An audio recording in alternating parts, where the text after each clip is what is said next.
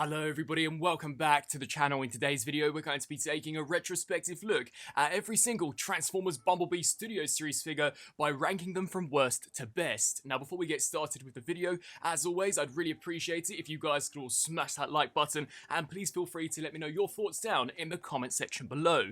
Now the Bumblebee movie figures have arguably been some of the best we've seen for the live action movies since I would say Revenge of the Fallen. The majority of them I have been so impressed with, and let's be real, most of them could in fact even qualify for mini movie masterpiece figures if Hasbro were just to essentially upscale them and maybe make some slight tweaks to the transformation. In all honesty, they'd be near enough perfect. So in today's video, I thought that I would take a look at every single Bumblebee movie figure that we've seen from 2018 up until, of course, the present day 2022, and see how they do in fact actually stack up against each other. Now one thing that most certainly surprised me when I was putting this video together was that for a movie titled Bumblebee, there are in fact probably more characters in this particular subline than we've seen for any other live action movie from the studio series. That includes the first movie all the way up until The Last Knight. This really does have a jam-packed Decepticon and Autobot cast. So without further ado, let's take a look at the worst Bumblebee movie figure that we've seen from Hasbro and Takara so far.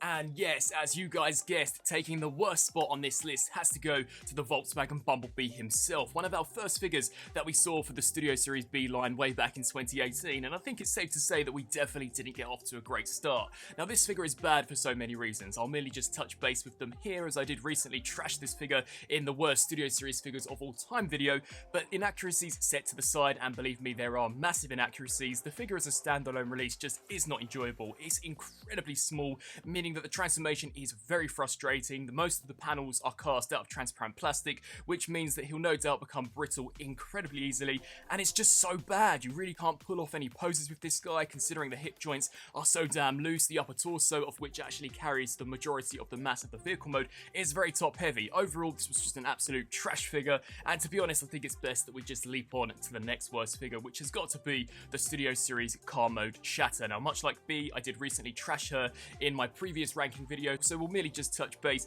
with it here. The figure, much like Bumblebee, is so inaccurate. The face mask never really appeared in the movie. I guess you could say that it did kind of appear for 0.5 seconds in a flashback sequence on Cybertron, but nowhere near long enough in order to actually warrant it being implemented onto the actual figure herself. The details of the robot mode overall are pretty nice, and if the build quality was better, I actually probably wouldn't have had nowhere near as many issues with this figure as I do.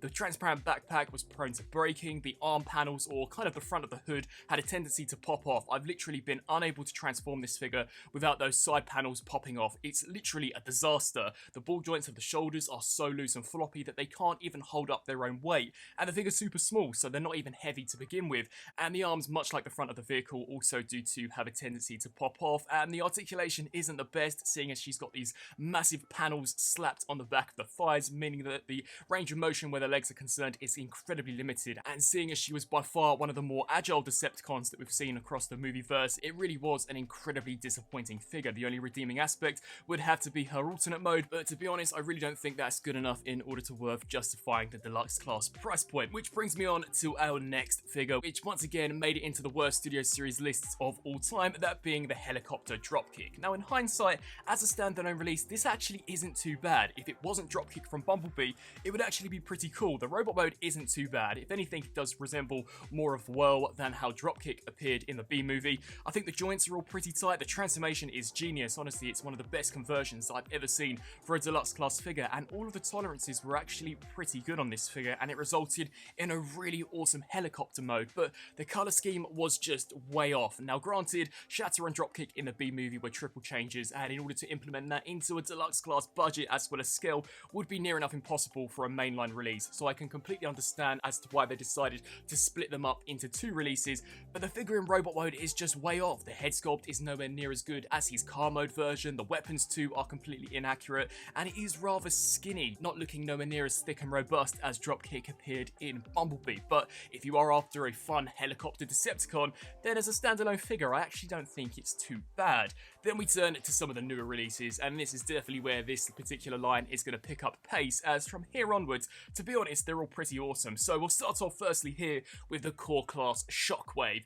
As an actual figure himself, he's fantastic for the price point and the scale. The details are unmatched from any other version of Shockwave that I've seen in this particular Almost Legends / core class lineup. He really does look fantastic and almost identical to how he appeared in the movie. The only reasoning behind why he's ranked so lowly on this list is because he's completely out of scale with any of the other Bumblebee characters. He really is just almost thrown into a random scale class. Now granted, I imagine that if Hasbro had put out the inevitable Leader of Voyager figure prior to this figure's release, it probably wouldn't have sold as well. But the studio series from the offset strived to give us the best, most accurate versions of the characters, and they were all supposed to be in scale. So as to why Shockwave found his way into this particular core class line is completely beyond me, but if you are after a fun Shockwave figure, then this definitely isn't bad by any stretch of the imagination, and if anything, makes me super excited for the larger figure, as this was able to accomplish so much at an incredibly small scale.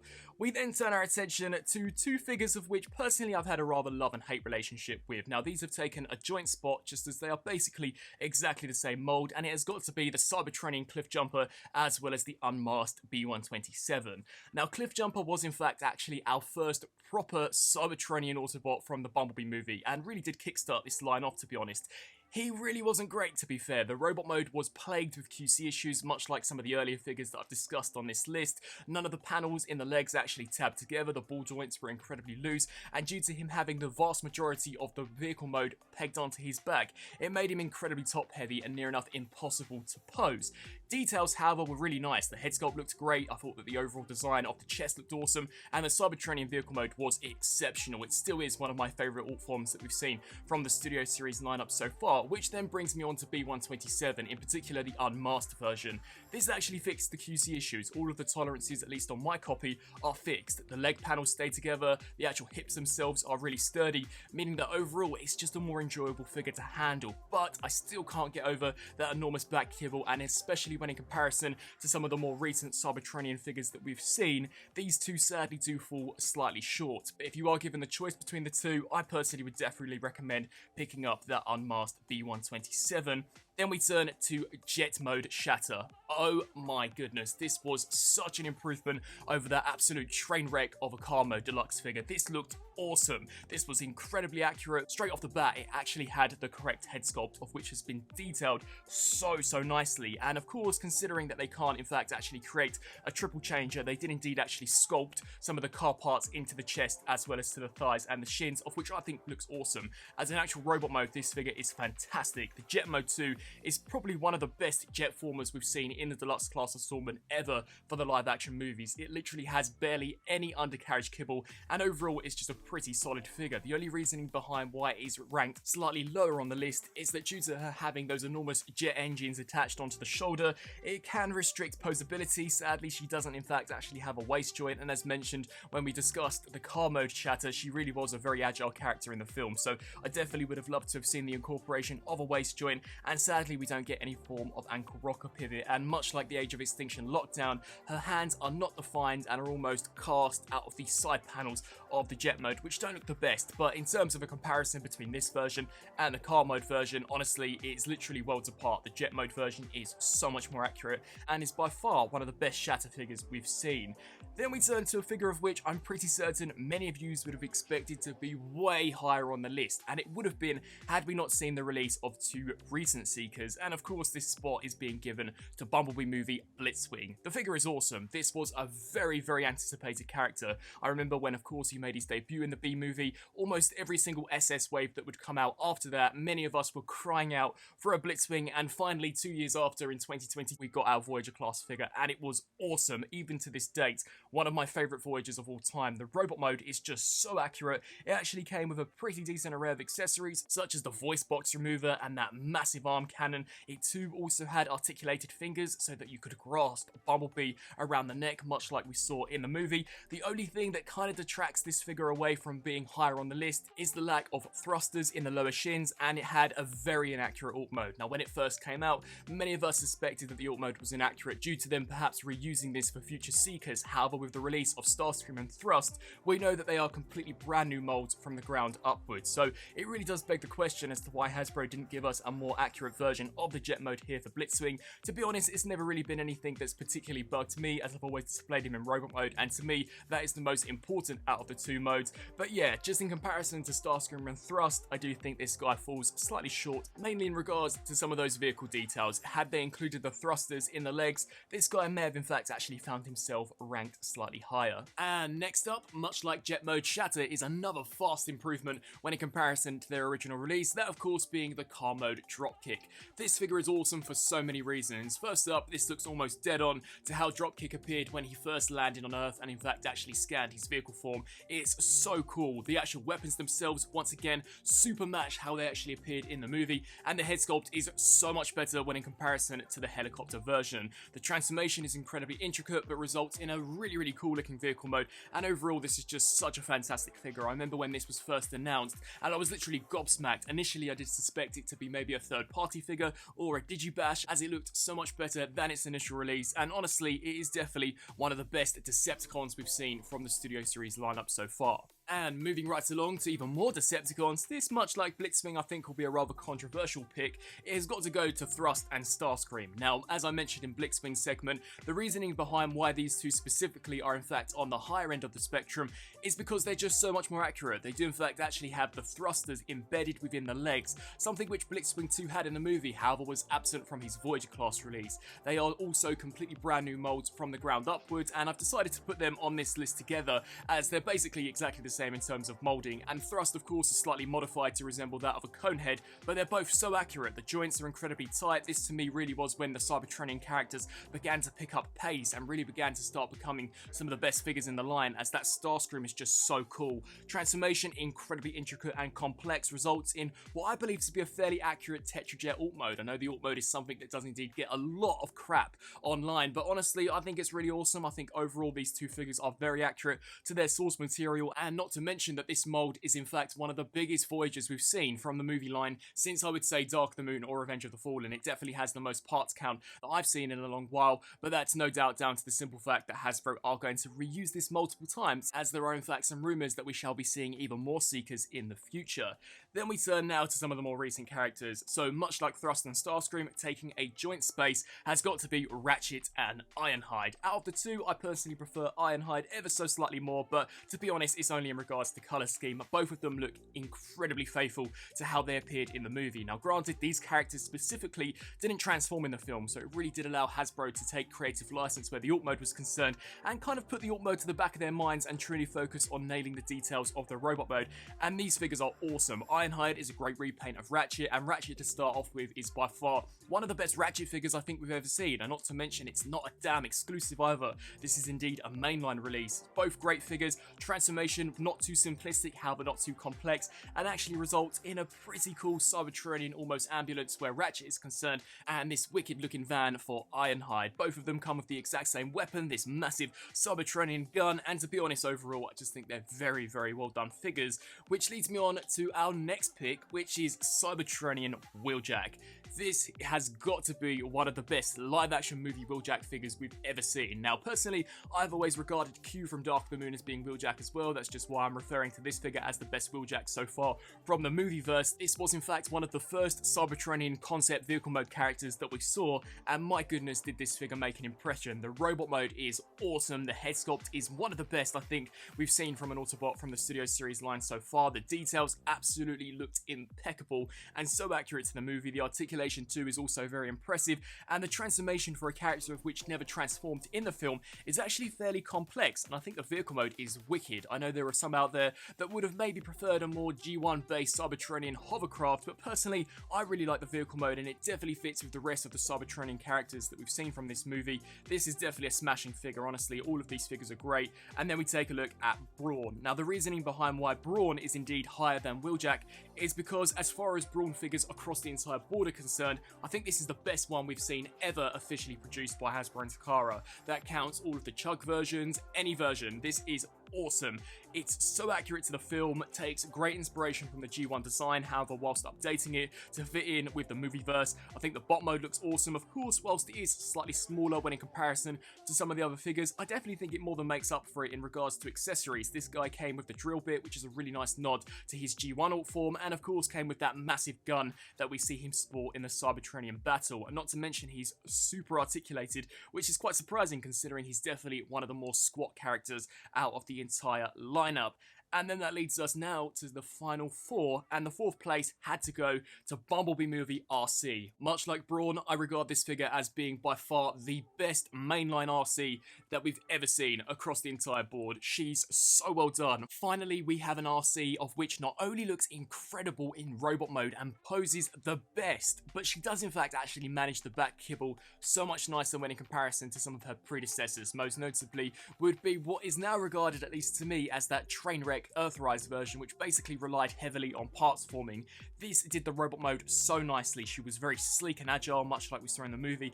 Probably the most articulated RC figure of all time, maybe being ever so slightly upstaged in that department by her masterpiece figure, but of course it's going to be, considering it costs almost quadruple the price. She can literally pull off any pose that you would want. Her transformation, much like Wheeljack and Brawn, is very intricate for a character of whom never transformed in the movie, and it results in a wicked vehicle mode of which I think suits the character down to a T. A Cybertronian motorcycle which takes inspiration from her Prime design in regards to the motorbike aspect, and also harkens back to her G1 Cybertronian vehicle form in regards to the overall shape of the alt mode. This is a fantastic figure as far as Cybertronian deluxe figures are concerned. I have no doubt in stating that this is by far my favourite that we've seen from this B-movie subline so far.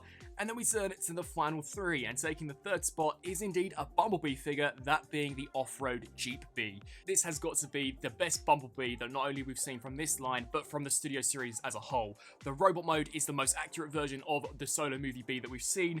The articulation is unmatched, in my opinion, to any of the predecessors. It is so well done. The actual design is awesome. The transformation is super intricate, and this figure does in fact actually transform into a Jeep, of which I think is a great alt mode for Bee. And to be honest, I wouldn't have minded if he actually stayed in that off-road form throughout the duration of the Bumblebee movie, as it's really cool to see him sport a different vehicle that isn't a Camaro or a Volkswagen. Overall, this is just such a solid release after having that super lackluster Volkswagen Bumblebee and then of course the Cybertronian B127. To then get this, I have no doubt in stating that this is one of my favourite B-movie figures so far. And then that leads us to this final two, and this was a very difficult choice to make.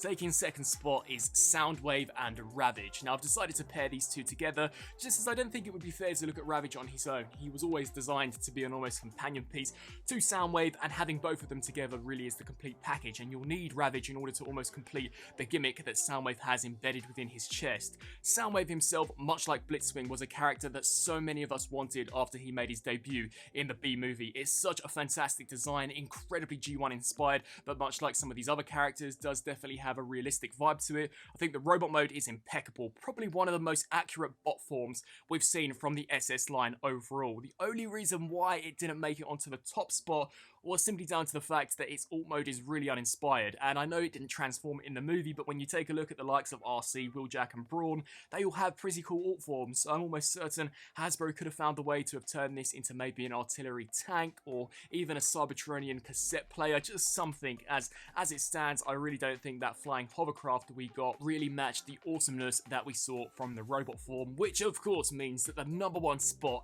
has got to go to the Bumblebee movie Optimus Prime, more specifically the premium finish version. This is a fantastic figure. After originally coming out, I believe in 2019, instantly was one of my favourite Optimus Prime figures of all time. The articulation is pretty unmatched when in comparison to any of the other Bayformers that we've seen out there. The actual robot mode is so nicely done. I actually think this is probably the best Bumblebee movie design we've seen. The way it incorporated the G1 aesthetic, however, kind of took inspiration from the Bay films in regards to the mechanical detail. This was honestly Optimus Prime down to a T, and this particular Voyager figure was outstanding. They even detailed the back of the figure, and you guys might be saying, well, they did the same for Soundwave.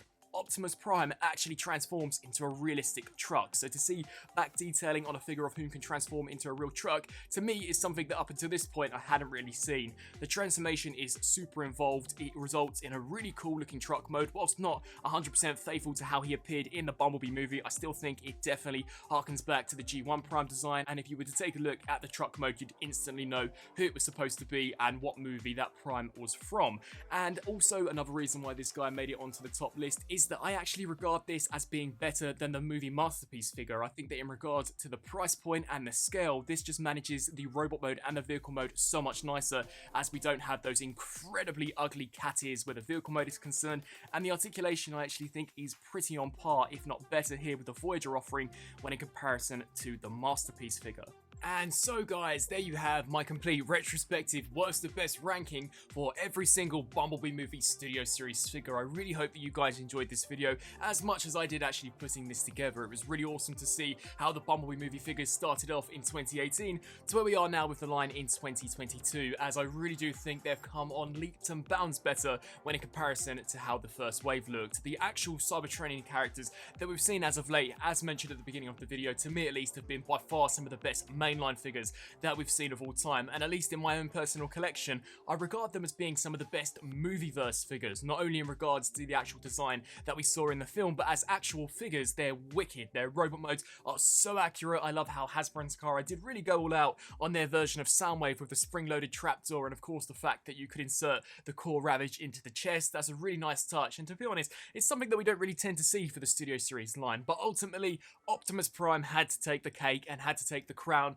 of being the best one out of them all, and it's quite surprising to say considering that he was one of the more earlier ones. I think he was like the 4th or the 5th one we saw for the Bumblebee movie. It came out, I think, roughly 2 months after it actually hit cinemas, so definitely they did a smashing job with that figure, and it really makes me excited to see as to how Optimus Prime will turn out for Transformers Rise of the Beasts. I'd love to hear your thoughts not only on the line, but also on the ranking down in the comment section below. Do you guys agree with my thoughts? Are there any picks of which personally you would switch around? And also be sure to let me know on what you think of the Bumblebee movie subline in general. I thank you all so much for watching, and until my next video, I'll see you then. Thanks for watching.